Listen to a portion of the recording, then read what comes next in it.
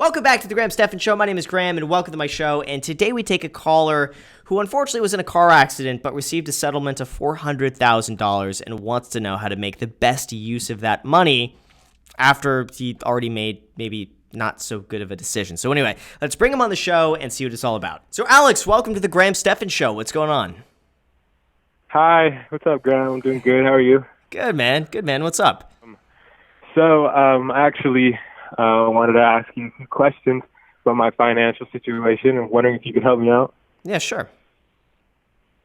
Okay, so basically, a few years ago, I was in a car accident and I was sitting in the back seat, and it was the driver's fault. Long story short, went to court and I got a big amount of money, around little under $400,000, and so right away my lawyer was advising me to put $100,000 into an annuity so I wouldn't spend it all right away. And I didn't understand really what annuities were or anything like that. Yeah. My dad thought it was a good idea because he also thought, okay, limit the spending, because he also thought I would spend it right away. So $100,000 instantly went into that. And I only make $40,000 over 20 years, so it was a really bad mistake. But I only found that out later. Wow! So let's quick pause there for the annuity.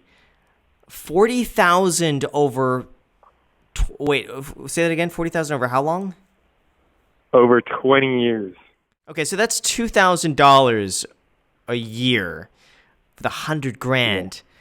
That is just. And then what happens after the 20 years? You get your money back? No, I do not. So how it was broken down is they were telling me, oh, you can set this up any way you want, so you can get funding over a certain amount of time. You can get big lump sums of money at certain years. So how I set it up was $400 every month for the first 15 years, and then at age 30, $10,000. At age 35, $20,000. At age 40, $37,500. And I thought that was great. Like that would help out. But then when I went to my financial advisor at Chase Bank, he told me, like he asked me to explain it like I just did, and then he did all the numbers, and then he was like, I hope you can get out of that somehow because you could be making so much more by investing. And yeah, you can. I want to do the numbers with you because I'm trying to figure out how this works. Okay, so what is the total amount that you're going to be getting back? Do you know that offhand? What's the total amount after 20 years that you will have in your pocket from the $100,000? So I put $100,000 in, and then out of that, I think I get $137,500. So a little under 40 grand actually. Okay, so we'll even round it up to 40. So you make 40,000 profit in 20 years. 20 years. Oh man, that is horrible. Who would? Yeah. Yeah. I'm sorry, man. I mean, here's the thing. My thinking on that is that you could have been more stupid with your money.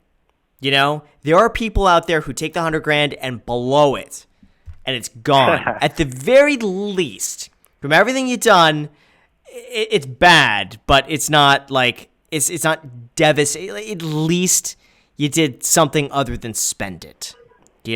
Yes, you can make way more money investing, and that's a very, very, very awful return. But it could be worse if you spent it. Okay, so besides that, where did the rest of the money go? So with that $100,000 out the way, I was left with $296,000 about, and then from that, my parents, our family is a little financially unstable because my dad's business went under around the same time I got in the car accident.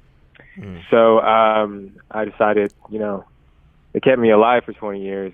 I got to pay them back somehow. So I gave them $25,000 to pay off all their debt and stuff. And then I also had to pay off from traveling, actually use some credit cards and stuff. So I had to pay that off, and that was about $4,600. So then after all that, I am left with $266,000. Okay. What are you doing right now with that money? Right now, I talked to a friend who is a financial advisor and the financial advisor at Chase Bank, and I'm trying to figure out what to do with it, but I haven't made a move with it yet. Right now, it's sitting in my savings. I got it earlier this month, so I haven't even had it for a month yet in there. But what's the savings account? What's the what? What savings account? It's in Chase. Come on, don't keep your money in Chase. Listen, yeah, that's bull. Like, I hate to call it your friend here. I have no idea if your friend watches the channel or not. But come on, you can't keep $226,000 in a Chase. I like Chase. Okay, let me make this very like I use Chase for my business accounts, and some of my personal accounts. It sucks. If you're just using it as a straight up checking account, fine. I don't care. But for interest, it sucks. Like, I get nothing. I get nothing in interest. I know your buddy works for Chase, but your buddy is going to be biased towards Chase products, which in my opinion aren't that good. You should immediately move your money from Chase, move it to Ally Bank, move it to Wealthfront. I would probably suggest 220. Just move it to Ally Bank. Get 1.9% interest. They're a great bank. Everything is free. You don't have to worry about it. You get your checking and savings. Don't put your money in Chase. I'm glad you called when you're only a month into it. You know? Me too. Because you could be making about $4,000 a year just in interest alone on your money, and you're giving that up to because your buddy works at Chase. You know? Yeah. Don't do that. Don't listen to your buddy at Chase, man. Listen instead to the internet. Don't listen to your buddy at Chase. No, for real though, man. Here's what this is as easy as it is. You have 226, okay? The first thing you need to do, take 3 to 4 months of that, and that's your emergency fund. 3 to 4 months of your expenses. So if you spend $2,000 a month, $6,000 to $8,000, leave that in that Ally Bank high interest savings account. That's your emergency fund right there. That's money you're never going to touch unless things hit the fan and you need money. That's your go-to right there.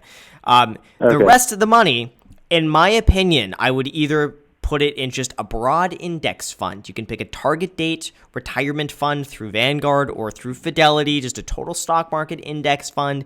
If you're worried about a recession, you could put maybe $15,000 of your money in there every single month and just spread it out in dollar cost average into the market.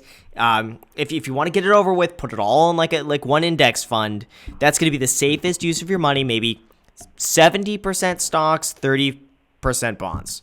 I mean, it's as easy as that. Total, all you need, and just remember this, total stock market index fund, total bond market index fund. That's it. And you could do maybe 80% stocks, 20% bonds, 90% stocks, 10% bonds. It depends on your time frame for using this money. If this is money you just want to set aside for 20, 30 years, I'd probably go 80 to 90% stocks, 10 to 20% bonds. That's it. The other option, if you want to get into real estate, is to look into using some of that money, put like 35, 40% down on a property, and just go and buy something where you're going to have a lot of equity in the property. It's going to be a pretty stable investment. You're going to be able to make some cash flow from that. That's what I would do. And you could even look into, if you want to, house hacking, using that money, putting it as a down payment, putting 25% down on a 2 to 4 unit building, live in one of the units, rent out the others. At the very least, hopefully you should be living for free with that. And that's it. And that's all you got to do. And just pretend like the rest of the money doesn't exist. Don't spend it. Would you advise me to go into real estate over stocks? It really depends on what you want to do. Stocks are by far going to be the easiest option. If you want just not to worry about a single thing, put your money in the stock market and just not even look at it. I think the stock market within index funds is very simple. It's easy. I would say that's probably good for like 90% of the people out there who want something they don't need to think about. You keep your investment like that, and then you could safely spend 2.5% to 3.5% of that every single year. So let's just say you invest $200,000, you should be able to safely get from that about $500 a month indefinitely for the rest of your life without ever having to worry about that ever again. $500 a month right there. Real estate is something where if you have the time to find the right deal and to manage a property and to go through the hassles of buying and selling real estate, that'll make you a lot more money if you do it correctly. but it's going to take up a lot more time. So it just depends on, at this point, how much time do you have? What is your time worth? And if you're interested in real estate to begin with. If you're not interested in real estate, you don't want to have to worry about a single, you just want to place your money and forget about it, I would recommend index funds. If you want to be more actively involved, I think real estate is the way to go. Sorry to hear about the accident, but at the very least, you could. This is quite a sizable nest egg that you could use for the rest of your life. I mean, this could turn into something big in the future. Yeah, I know. Thank you so much. You got it. Don't spend it, and best of luck to you. So with that said, you guys, thank you so much for watching. I really appreciate it. As always, if you have not hit the like button yet, make sure to always hit the like button for the YouTube algorithm. Make sure to subscribe. Make sure to smash that notification bell so YouTube notifies you anytime I post a video. Also, make sure to add me on Instagram. Posts are pretty much daily, so if you want to be a part of it there, feel free to add me there. Thank you again for watching, and until next time.